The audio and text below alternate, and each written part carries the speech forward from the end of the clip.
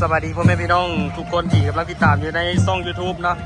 เมื่อนี้พามาเบิ่งบรรยากาศงานจูดบังไฟถวายหออยู่บ้านซ่อบ่แม่นบุญบังไฟเด้อพี่น้องนี่คือการจูดบังไฟถวายหอแต่ว่าการลิ้นแม่นอันเดียวกับบุญบังไฟเลยเขาจะสิลิ้นตมลิ้นโตดำคือกับบ้านห้วยบ้านพ้นสิมอันนี้คือฐานบังไฟที่เขาเจ้าสิจูดมื้อนี้เนาะมีอยู่2ฐาน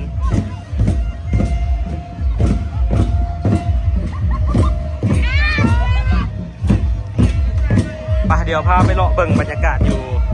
ใกล้ๆก็สิมีขบวนกองตุ้มเนาะตีกองเป้าสะไนมีบุญหาว่านกี่บุญ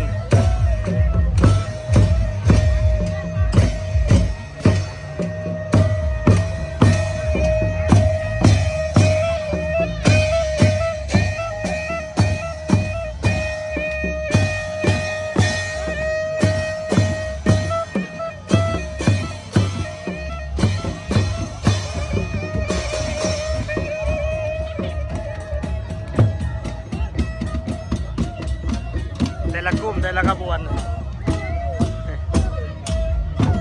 อันนี้ทีมงานซาเล้ง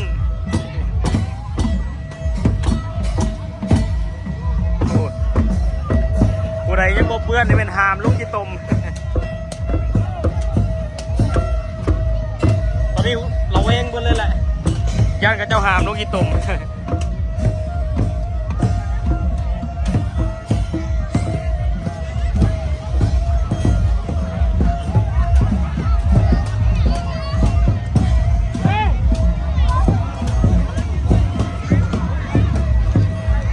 เอากันแล้วเสียบังไฟขึ้นฐานขึ้นจุด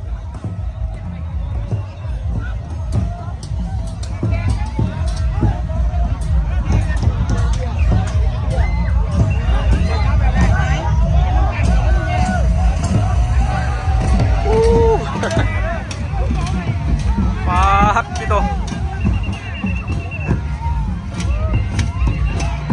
เอาอันนี้ขนาดว่าโบเมนบุญบังไฟคนยังไหลปีหน้านี่เขาเจ้าว่ามีบุญบังไฟอยู่มันซอกเนาะอันนี้เขาเจ้าจุดถวายหอปีหน้าเป็นจัดงานบุญบังไฟบุญตักใส่ขู่มาทองใส่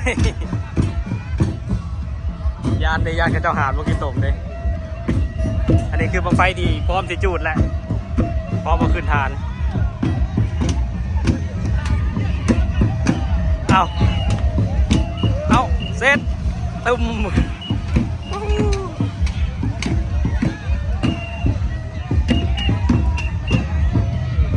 สุดยอดนะบันซอกปึ๊บ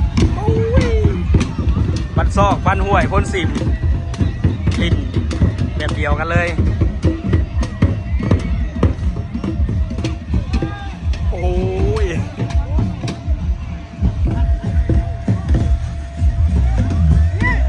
โอ้ยตกใจจุดมากระพุ้งเอาเยี่ยมขึ้นละ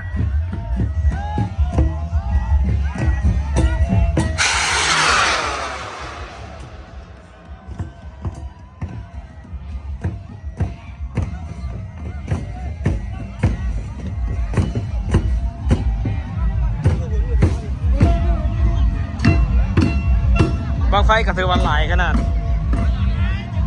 ข้าเจ้ายังบ่ทันได้เริ่มจูดเนาะเพราะแต่ว่ามาฮอดเป็นลงกี่ตมเลยอันนี้ล้มเองแล้วเอาเรียบร้อยโอ้ย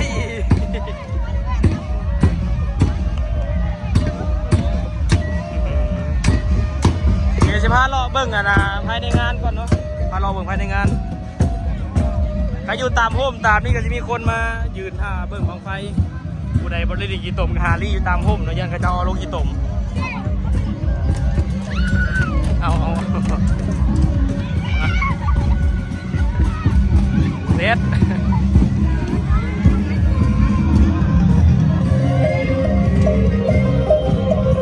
คนกระลายขนาด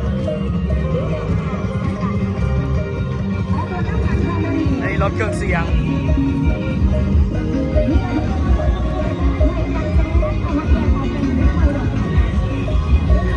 บ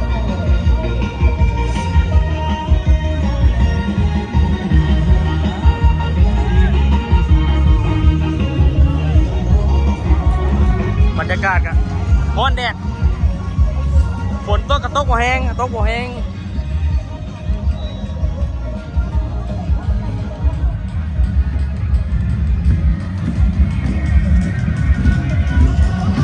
โอเคเนาะเดี๋ยวเก็บภาพบรรยากาศมาฝากประมาณ5 นาทีถ้าผู้ใดจะเบิ่งคลิปเต็มไปเบิ่งอยู่นะ Facebook เนาะเบิ่งอยู่แฟนเพจ